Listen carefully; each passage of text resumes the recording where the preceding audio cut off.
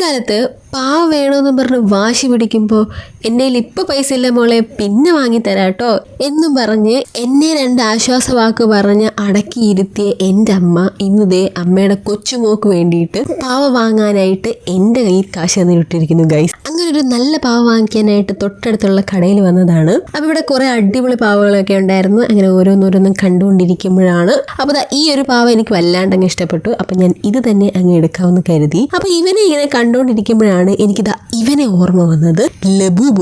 ലബൂബുവിനെ കുറിച്ച് ഓർത്തപ്പോൾ തന്നെ അതിൻ്റെ ഒരു പ്രൈസ് ഒന്ന് കേൾക്കാം, ഒന്ന് ഓർഡർ ചെയ്യാൻ പറ്റിയാലോ ഓർഡർ ചെയ്തേക്കാലോ എന്ന് ഓർത്തൊന്ന് പ്രൈസ് നോക്കിയതാണ് ഗൈസ്. അത് കണ്ടപ്പോൾ തന്നെ എൻ്റെ കണ്ണ് തള്ളിപ്പോയി. സോ ഒന്നും പറയാനില്ല.